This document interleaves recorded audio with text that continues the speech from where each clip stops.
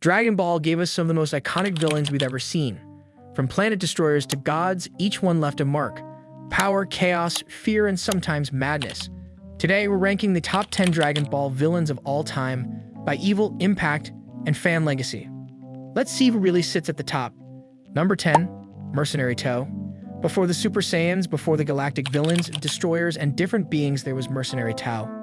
Mercenary Tao was one of the first villains we saw. He played a big role in OG Dragon Ball. This guy was pure evil with a mix of human arrogance. He wasn't an alien, a god, or a bio-android. He was a regular Earthling so skilled that he was a big threat. He killed people for money and pleasure. Tao showed up in Dragon Ball and instantly got to business. He murdered without second thought. This dude really did not care at all. He even fought Goku and used the Dodon Ray like it was nothing. That was cold. Even till this day, it was the first time we saw Goku get absolutely outmatched. He embarrassed him. This dude was truly cold. He had no problem killing children and literally killed his tailor after making him a new outfit. Toe proved that you didn't need cosmic power, crazy blasts, or any transformations to be scary. This guy was intense. His greed and ruthlessness made him a classic OG villain who shaped Goku's early journey. Compared to the other villains, he is obviously not as powerful, but man, did he leave a stamp. Number 9, Hit. At number 9, we've got the silent assassin of Universe 6, Hit. Technically, he's not evil, but he's a villain in spirit. Cold, efficient, and absolutely unstoppable. Hit's time skip ability completely changed the tempo of the battle and the tournament of power. He doesn't fight for chaos or domination, he fights with precision. This dude's a professional. He kills cleanly with zero emotion and moves like he's 5 steps ahead of everyone else. His fights against Goku and Jiren showed us what a true veteran looks like: calm, composed, and deadly. Fans love Hit because he's the quiet storm among all the loud, flashy villains. He doesn't need to scream or power up for 5 minutes. One glare, one move, and it's over. Number 8, Broly. Whether it's the raging monster from the old 90s movies or the reshown tragic beast from Dragon Ball Super, this dude is straight up raw power. He's not evil, he's just built different. A victim of manipulation and trauma, but when that power goes off, nobody's stopping him. Both versions of Broly show exactly why Saiyans are scary. That unlimited potential, that rage that just doesn't quit. Dude's a walking natural disaster. Fans love Broly because he's not some overcomplicated villain with plans and speeches. Nah, he's pure emotion. No strategy, no control, just unstoppable anger and damage. And when he screams and unleashes that rage, bro, you feel that in your soul. In Super, they gave him an actual backstory that made him way more relatable, turned him from some crazy monster into a dude you actually feel for. But let's be real, when Broly loses control, it's over. Nobody's making it out of that storm. Number 7, Vegeta, Saiyan Saga. Bro, before Vegeta became the proud hero we all know today, he was one of the most ruthless killers in the entire galaxy. Saiyan Saga Vegeta wasn't out here saving nobody. This dude was pure ego and destruction. He blew up planets for fun, mocked everyone in his path, and treated life like it was completely meaningless. He didn't fight for justice or some higher purpose. Nah, he fought for pride. Vegeta back then was the definition of arrogance. Confident, cruel, and power-hungry. Bro was so cold that when Nappa lost to Goku, instead of helping him out, Vegeta just looked at him, called him useless, and then blasted him on the spot. No hesitation, no emotion, just boom. That's how little he cared. That's what made him so terrifying. He wasn't just dangerous to his enemies, he was a threat to his own team. He was the ultimate reminder of what Saiyans were meant to be: dominant, ruthless, and proud to the core. And that's what makes Vegeta's story so wild.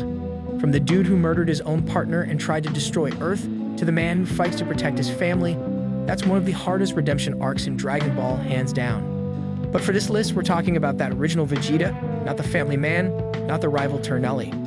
We're talking about the Destroyer, the cold-blooded Saiyan prince who didn't care about anyone but himself. Number 6, Janemba. From the movie Fusion Reborn, Janemba is what happens when pure evil energy takes form. At first, he looks goofy, almost harmless, but the second he transforms, it's game over. He turns into one of the slickest, most intimidating villains in all of Dragon Ball. Janemba's powers are flat-out crazy. He bends reality, makes portals out of nowhere, and literally shatters dimensions like it's nothing. He's not just evil, he's chaos itself, a walking glitch in the universe. That fight against Super Saiyan 3 Goku and then Gogeta. Still one of the cleanest and most beautifully animated battles in the entire franchise. Pure eye candy. What makes Janemba stand out is that he doesn't need some deep backstory or twisted motive. He just exists to cause destruction. He's a force of nature, born straight from sin and chaos. Even if he's just a movie villain, his design, power, and overall vibe left a massive mark on Dragon Ball fans. Janemba might not talk much, but the dude said everything he needed to with his fists. Number 5, Moro. At number 5, we got the ancient sorcerer Moro, straight out of the Dragon Ball Super manga arc. This dude is like if Majin Buu and a dark wizard from hell had a baby. Pure evil energy with brains to match. Moro can literally drain entire planets and absorb life energy to fuel himself, which instantly puts him on another level.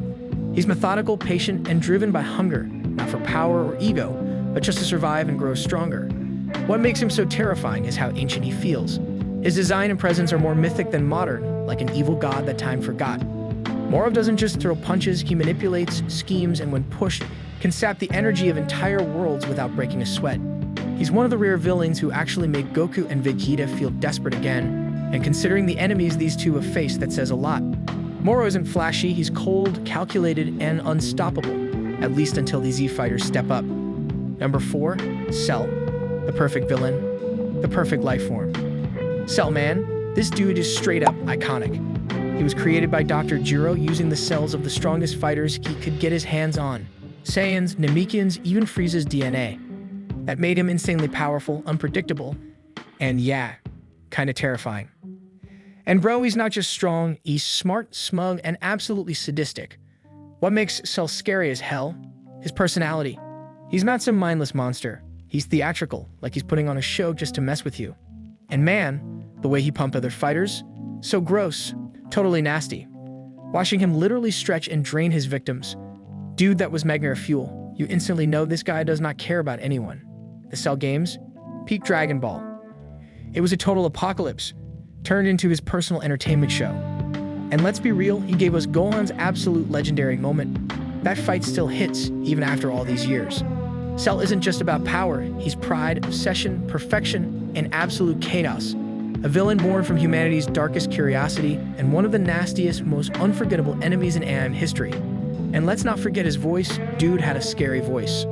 Number 3, Majin Buu. At number 3, we got the unpredictable, chaotic, and absolutely destructive Majin Buu. Man, no villain has gone through more forms, moods, or downright insanity than this dude.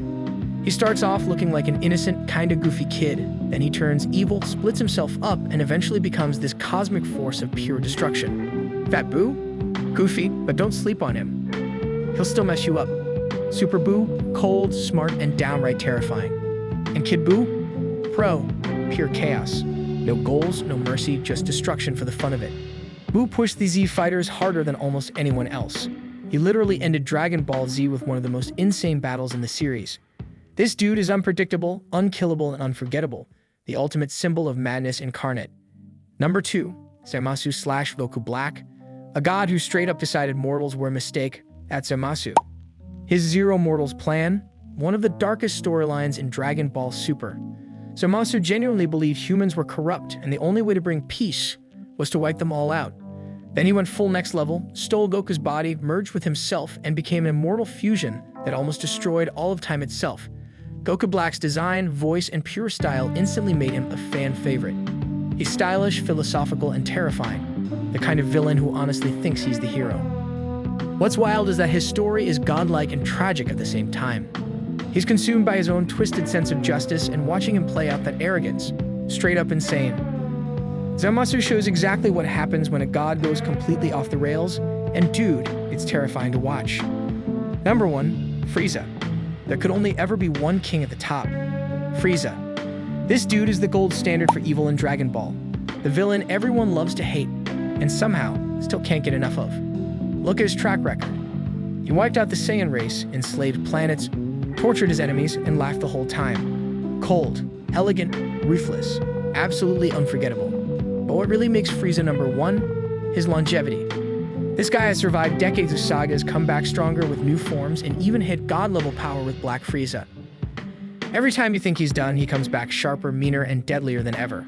Frieza isn't just a villain, he's a legacy. He's everything Dragon Ball is about: raw power, fear, pride, and constant evolution. And that's the top 10 Dragon Ball villains ranked. From human monsters like Tao to galaxy-shaking tyrants like Frieza, each one left their mark in their own brutal way. So what do you think?